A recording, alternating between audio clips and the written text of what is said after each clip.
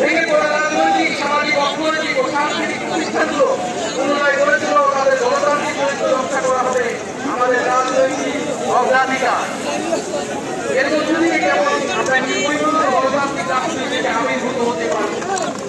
আমরা এমন একটি রাজনৈতিক বিকাশ চাই যেখানে সমাজ ও রাষ্ট্রের সর্বস্তরে বিভেদের বদলে ঐক্য, প্রতিশোধের বদলে ন্যায় বিচার এবং পরিবারতন্ত্রের বদলে মেধা ও যোগ্যতার মানদণ্ড প্রতিষ্ঠিত হবে। আমাদের রাজনীতিতে দুর্নীতি ও স্বজনপ্রীতির কোনো স্থান হবে না। আমাদের সেকেন্ড রিপাবলিকের সমাজের পিছিয়ে পড়া জনগোষ্ঠীর কণ্ঠস্বরকে মূলধারায় তুলে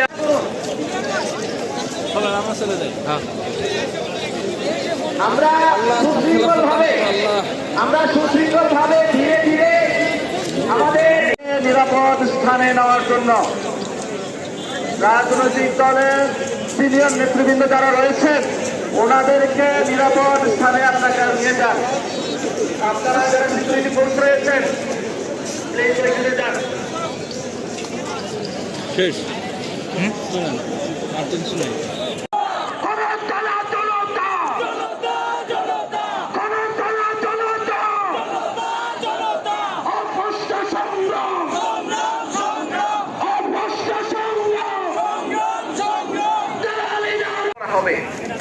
অর্থনীতিতে আমরা কৃষি, সেবা, উৎপাদন খাতে যথাযথ সমন্বয়ের মাধ্যমে এমন একটি জাতীয় অর্থনীতি গড়ে তুলতে চাই যেটি হবে স্বনির্ভর, আয় বৈষম্যহীন ও প্রাণ প্রকৃতি পরিবেশের প্রতি সংবেদনশীল।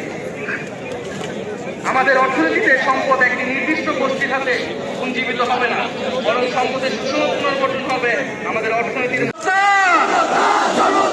ইয়াপস না সংগ্রাম, দালালি না রাজপথ, ক্ষমতা না জনতা, ইয়াপস না সংগ্রাম, দালালি না রাজপথ।